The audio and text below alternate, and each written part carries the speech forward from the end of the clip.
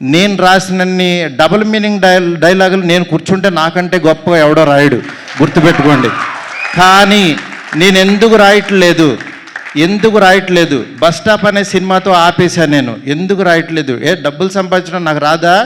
నేను బ్యూటీ లాగా 4 రోజులు కూర్చున్నానంటే 100 డైలాగులు ఇస్తాను ఇట్లాంటి సినిమాకి. ఎందుకు తీస్తున్నావు?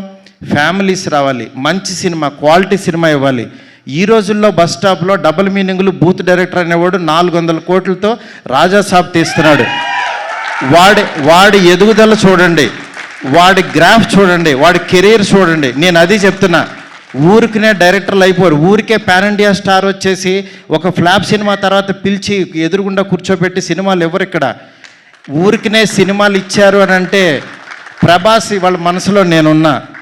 మేమిద్దరం ఎంత ప్రేమలోనో నాకు తెలుసు. నా మెసేజ్లు చూస్తే ఆయన ఎంత ప్రేమిస్తున్నాడో నాకు తెలుసు. ఇవన్నీ నేను తర్వాత వచ్చినప్పుడు మాట్లాడతా.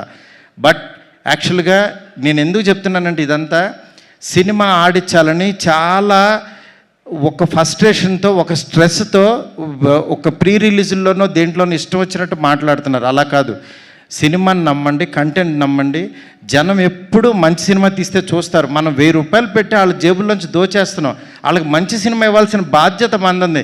ఆడెవడో రాలేదని తిడతారేంటి? అసలు రాలేదని చెప్పుతో కొట్టుకుంటారా? నాకు చాలా బాధ కలిగింది యాక్చువల్గా. అది అందుకని ఇలాంటి చిల్లర పనులు, చీప్ పనులు చేయొద్దు. ఈ సినిమా కాదు ఇంకో సినిమా. ఒక సినిమా ఫెయిల్యూర్ అయిందంటే ఓహో మేబీ నేను నచ్చలేదు, నా కంటెంట్ నచ్చలేదు అని రియలైజ్ అవ్వండి. రియలైజ్ అయ్యి ఆడియన్కి ఏం కావాలో అది వండి పెట్టడానికి ట్రై చేయండి. అంతేగాని నువ్వు చేసిన వంట ఆని తినమంటారు ఎందుకు? ఫోర్సుడ్గా ఆ పనులు చేయొద్దు దయచేసి.